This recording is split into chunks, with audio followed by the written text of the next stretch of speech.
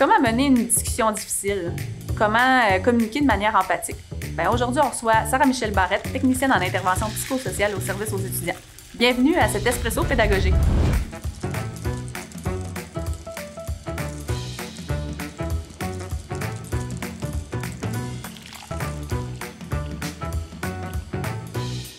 Bonjour Sarah-Michelle. Bonjour. Merci d'avoir accepté notre invitation. Ça fait plaisir. En toute honnêteté, moi j'agis depuis quelques années comme superviseur de stage. Avant ça, je donnais des cours à l'université comme chargée de cours, donc à des étudiants en classe de manière comme plus standard, là, à 50 étudiants.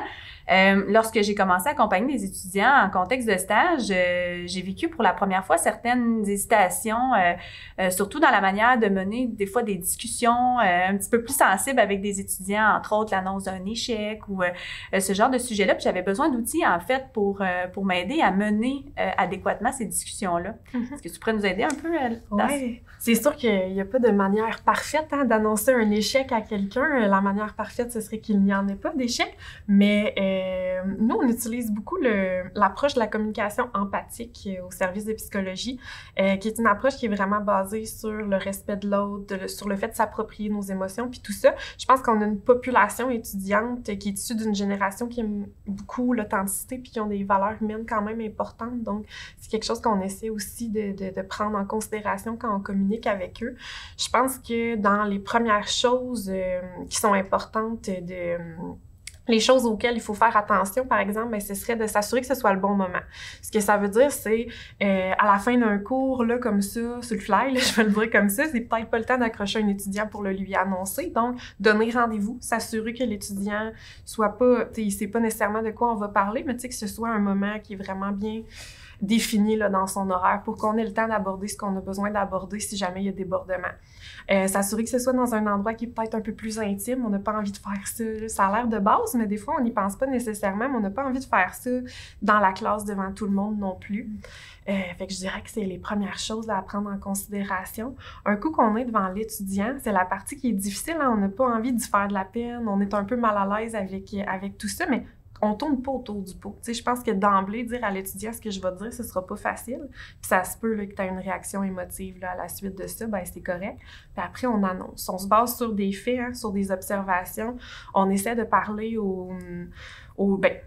inévitablement, on va parler un peu au-dessus, c'est sûr, parce que c'est le résultat de l'étudiant, mais pas de préjugés, pas de jugement, pas d'interprétation, pas de t'as pas assez travaillé, t'as pas mis assez d'efforts, de vraiment juste y aller avec les faits. Donc, j'observe que là, en ce moment, tes résultats ne te permettent pas de passer ton stage ou de passer ce cours-là. On va aussi éviter d'être dans la positivité toxique, des fois, comme je disais tantôt, on est mal à l'aise avec l'émotion, fait qu'on va tout de suite tomber dans le positivisme. C'est pas grave, ça va bien aller, les arcs-en-ciel, ça va bien aller, mais peut-être que ça ira pas si bien que ça, puis l'étudiant, c'est correct qu'il ait de la peine. Puis ça aussi, c'est quelque chose d'important, de tolérer la peine puis la colère de l'étudiant qui est devant nous, parce que c'est correct qu'il ressente ces émotions-là par rapport à cette annonce-là. Fait que c'est de lui annoncer tout ça, puis après, de peut-être lui demander comment ça va, comment tu reçois ça, est-ce que je peux faire quelque chose pour toi, as-tu besoin d'un moment, puis de pas nécessairement laisser l'étudiant partir quand là, il est dans le pic de son émotion ou dans un pic de détresse, d'y permettre de se déposer. Des fois, c'est possible de lui dire « Hey, je te laisse mon local quelques minutes, je reviens te voir plus tard », de vraiment lui permettre de vivre l'émotion. Puis après, pour la suite des choses, ça dépend un peu de chaque prof, je crois, de chaque superviseur.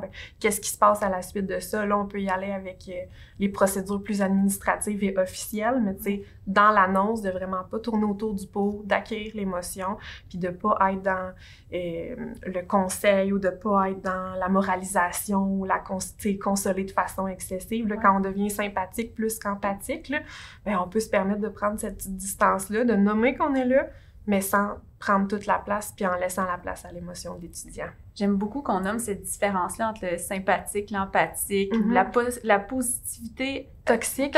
Un terme que j'avais pas entendu parler, mais qui résonne beaucoup chez moi parce que je suis un peu ce genre-là d'avoir accepté ou accueilli l'émotion de l'étudiant.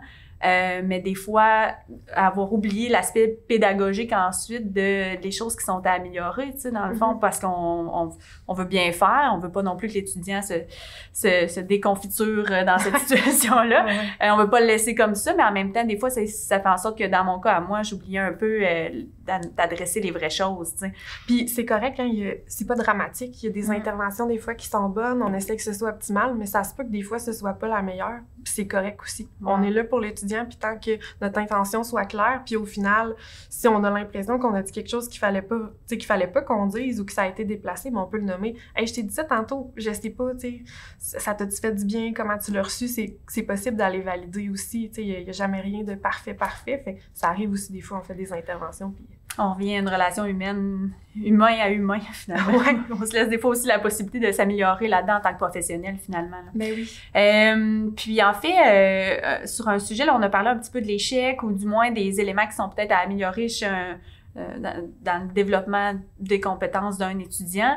Dans le cas où on se retrouve aussi des fois avec un sujet qui est plus malaisant, des différences au niveau des habitudes de vie, d'hygiène personnelle, comment qu'on peut aborder ces éléments-là qui sont un petit peu plus qui sont plus touchés. Ben c'est sûr que j'ai envie de dire, puis peut-être que, tu sais, ça... Mais j'ai envie de dire que si vraiment t'es pas à l'aise avec l'intervention puis qu'elle est pas nécessaire, t'es pas obligé de la faire. Tu sais, dans le cas où quelqu'un t'annonce un échec, t'as comme pas le choix, là, c'est toi qui...